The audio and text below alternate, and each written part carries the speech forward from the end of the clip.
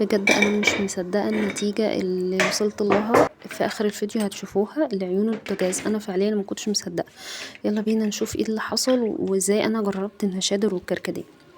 اول حاجه نصلي على النبي ويلا نبدا. بصوا انا اول حاجه حطيت ميه سخنه على البوتاجاز. تمام، كنت سايبه عين كده في اخر حاجه، حطيت عليها عين البوتاجاز وسخنت عليها الميه. وبعدين اللهم صل على حضرة النبي نزلت بمعلقتين كربونات الصوديوم وعليها 3 معالق 4 معالق النشادر اللي كان موجودين عندي، ونزلت بمعلقة خل. طبعا زي ما انتوا سمعتوا كده اول ما نزلت بالنشادر عملت صوت فوران. بعدين نزلت بتلات 4 معالق كركديه، عارفين الكركديه الوردة ده. تمام، وسبتهم يغلوا شويه. وبعدين رحت نزلتهم يا دوب النار هديت شويه بس عشان اعرف امسك العين البوتاجاز وانا بغسلها. والله العظيم يا دوب بمشي السلكه زي ما انتوا شايفين ابتدت تتشال معايا اي حاجات لازقه.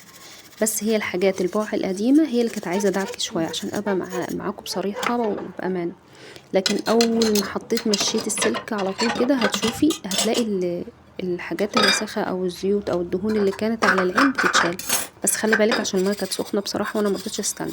وبعدين اي حاجه ما كانتش ترضى تطلع معايا ارجعها تاني الميه واسيبها شويه وبعد كده ارجع اغسلها لحد اللهم بارك. يعني العيون نطفت. انا كنت ناويه ارمي العيون دي خلاص واجيب جديد بصراحه. بس لما جربت الطريقه دي عرفت ان ممكن الحاجه ترجع جديده مع طبعا مع النظافه والغسيل. زي ما انتم شايفين بصوا العين ابتدت تنضف وترجع زي الاول. هي مش زي الاول طبعا لما جبنا بوتاجاز جديد لا بس هي بقت زي الاول، يعني بقت نظافه ومفيهاش اي وساخه مفيهاش اي دهون لازقه فيها. فجربوا الطريقه دي يا بنات والله مش هتندموا. انا كنت بجرب الملح الليمون وكربونات الصوديوم اللي هو بيكنج صودا. ما كانش بتعمل معايا اي حاجه، لازم ادعك يعني ادعك جامد كده بالسلكه. لا لكن لما الحمد لله لقيت ان المناشادر بتفرق جدا في ان هي تطلع الدهون اسرع، بتدوب الدهون. يعني حاجه جامده بصراحه. بس فلما الحاجات اللي ما كانتش بتطلع معايا كنت برجعها زي ما قلت لكم كده في الحله وبعد كده برجع اضغط عليها تاني ادعكها تاني. هنا انا كانت في حاجات متراكمه على العين من ورا، كانت لازقه جدا وكانت ناشفه.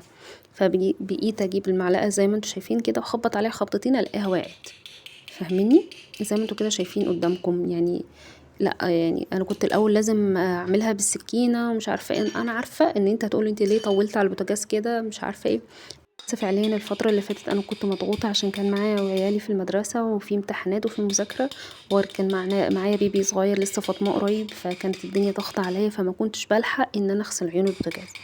عشان في ناس هتدخل هتقولي انتي ليه سبتيها كده وليه انتي، طبعا انتي مش بتنضفيها لو كنتوا بتنضفيها اول باول. بس والله يا جماعه محدش بيعلم بظروف حد. انا ممكن تكاسلت عليها شويه مع سبب ضغط، يعني ضغط شغل البيت وضغط العيال، فممكن تكاسلت عليها. فيا دوب كنت بنضف المطبخ وبمسح البوتاجاز كده فما كنتش بضغط جامد على عيون البوتاجاز. بس قدر الله ما شاء والحمد لله يعني ان ربنا ييسر لي. ويعني مش جات الفكره لان هي جت بالصدفه، لان انا ما كانش عندي ملح ليمون وبالصدفه حطيت النشادر. فانا ما كنتش متخيله الفكره بصراحه. جربوها والله مش هتندموا. بعد كده بعد ما خلصت ودعكتهم كلهم عشان بس ادي للعيون لمعه، جبت الصابون السائل بتاعي دعكته كده دعكه خفيفه بسلكه ناعمه.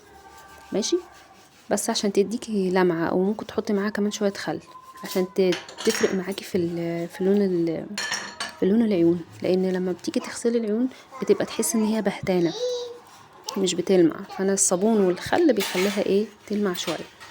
بس كده يا بنات، وما تنسوش تصلوا على النبي. ولو عجبكم الفيديوهات بتاعتي يا ريت تعملوا لي تعليقات باي فيديو انتوا حابين، روتين اكتر ولا اكل اكتر. انا ان شاء الله لبي طلباتكم.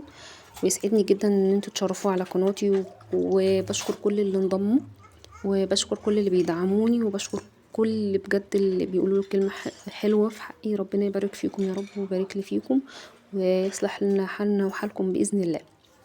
المهم نرجع للفيديو بتاعنا.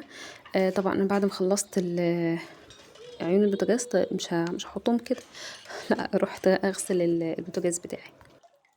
في حاجه كانت كمان يا بنات، انا لما كنت بغسل عيون البوتاجاز ايديا كانت بتسود جامد مع الكركديه والنشادر. فعليا ايديا ما بقتش سودا.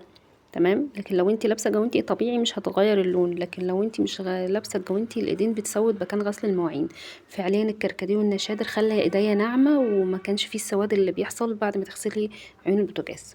تمام. دي حاجة يعني برضو من ضمن الحاجات اللي انا اكتشفتها في الكركديه بصراحة، لان انا عارفة ان الكركديه من الحاجات اللي بتفتح، يعني ممكن نستخدم الكركديه في وصفات تانية للتفتيح. ان شاء الله هنعمل وصفات سوا وانزلها لكم باذن الله.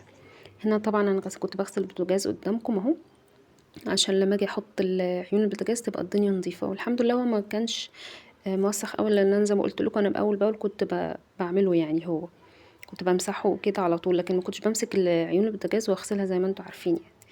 معلش اعذروني بقى ان انا طولت عليكم، واستنوا مني فيديوهات تانية، وما تنسوش لايك واشتراك للصفحه، واشوفكم على خير وفي امان الله. السلام عليكم ورحمه الله وبركاته. بصوا بقفل لبس العيون، والله انا كنت عايزه اصوره قبل ما لحقتش اصوره قبل. الحمد لله يعني كده تم المهم بنجاح زي ما بيقولوا. يلا اشوفكم على خير وفي امان الله.